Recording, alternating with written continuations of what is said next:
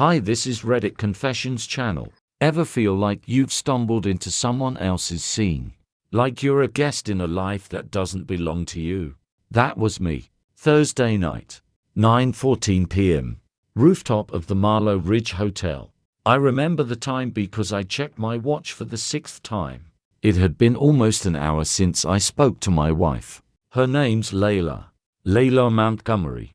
A name that sounds modest unless she says it. Then, somehow, it sounds like old money. She used to be quiet, not shy, just present. That changed. After the job, after the new co-workers, after Roffa.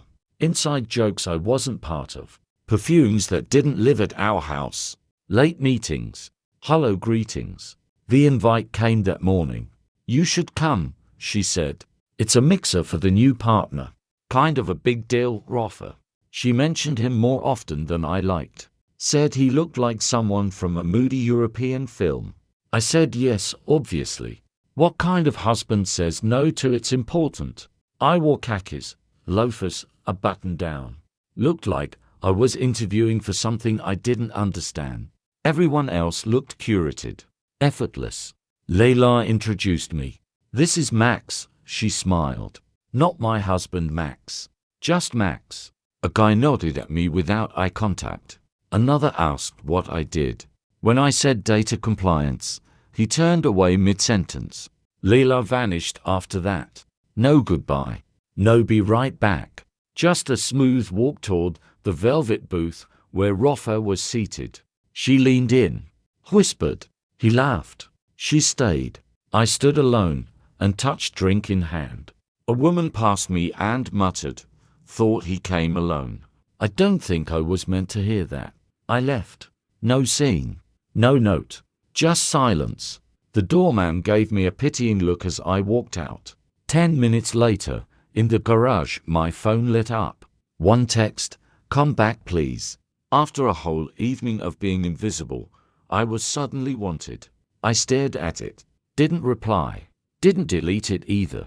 I drove, aimlessly, ended up in a Taco Bell parking lot, sat with the engine running, that message open.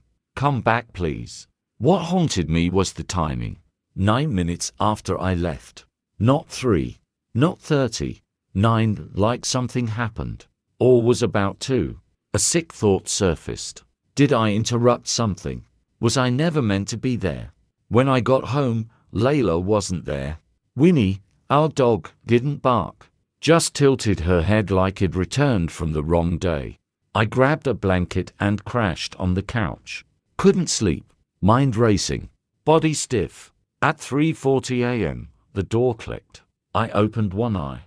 She stepped in, heels in hand. Makeup blurred, not from crying. Like it had been kissed away. Or wiped off. She didn't see me. Went straight upstairs. Closet door. Faucet. Phone buzz. Silence. In the morning, she acted normal. Coffee brewing. Phone face down. Hair tied. No good morning. You didn't come back, she said. Why did you text me? I asked. Because you left. That's not a reason. She shrugged. That same shrug that used to feel like charm. Now it felt like deflection. Roffa asked where you were, she added. And? He said you seemed distant. I wanted to laugh. I wasn't the one orbiting someone new. She reached for her phone. Her fingers shook. You overthink things, Max. You always have. That line. Familiar. Weaponized now. She kissed me on the cheek. Left for work. I sat there. Then searched my phone. Signs of emotional cheating. The list felt like reading my own diary. Everything matched.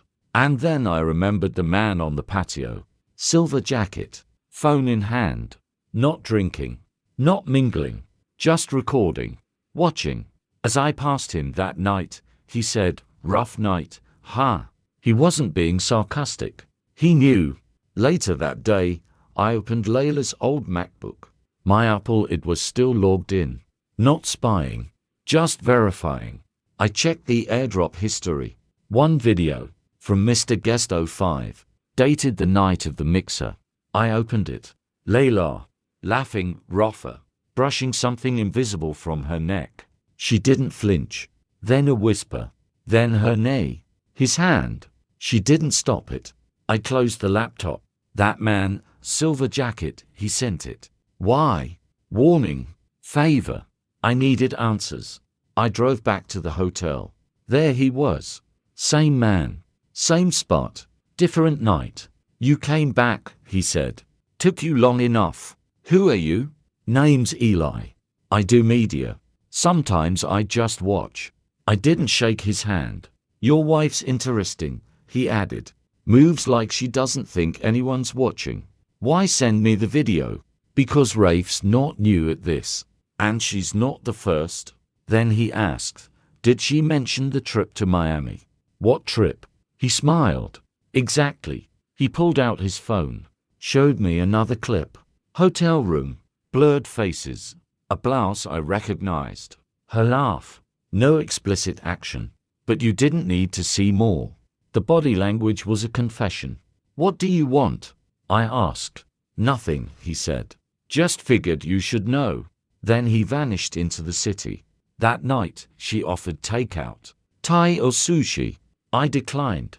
No appetite. She mentioned an upcoming work trip. To where? I asked. Out of state. Client summit. I nodded. Let me know the dates.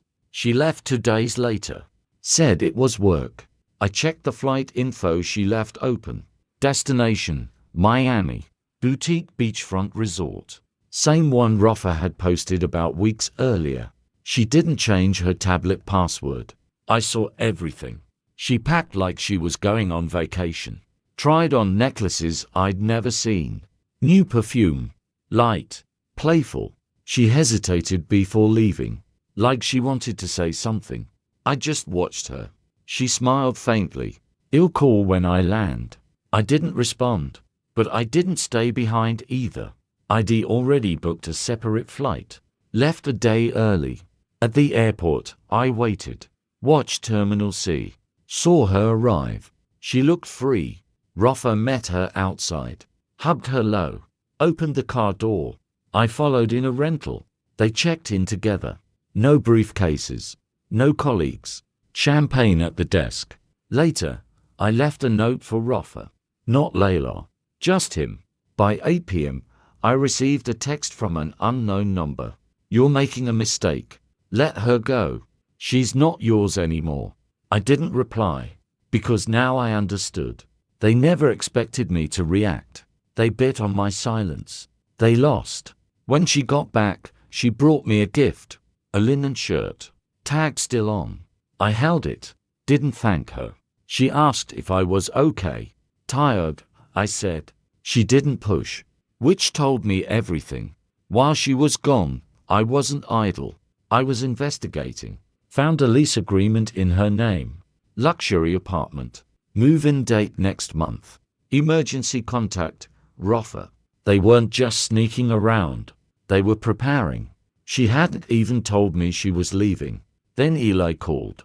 You said she's been promoted twice recently. Yes.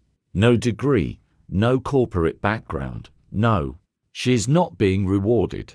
She's being positioned. Rafa grooms women. Gives them leverage. Then uses them. Then he paused. Did she tell you she's pregnant? My breath stopped. She missed her period, I whispered. Said it was stress. Eli had overheard Rafa at the hotel bar. Gotta handle this before it gets messy. I was ice. That night, I found a draft email on her laptop. To Rafa. Subject, confirmed. I didn't confront her. Not yet. Instead, I hired a legal team. Divorce specialists. Discreet. Strategic. They saw everything. The lease, the contracts, the footage. I wasn't the betrayed husband anymore. I was the architect of my escape. She confessed at dinner. Said she was pregnant. Her voice cracked, rehearsed vulnerability. I know, I said. She froze. Is it his? I don't know. Whisper. I nodded. I want a divorce. She didn't argue. Just stared. I won't ruin you, I added. But I won't protect you either. That night, she slept in the guest room. A week later, she moved out. I finalized the papers. Quietly. Mutual separation. No press. No scandal. Just liberation. I sold the house. Took the dog. Moved to a quiet lakeside town. Hiked again. Played music. Rebuilt. 6 months later, a message came from her. I hope you're okay. I think about you. I didn't respond. Not because I hated her, but because I was finally at peace. Justice didn't come from revenge. It came from reclaiming my life. And this time, I was the one writing the story.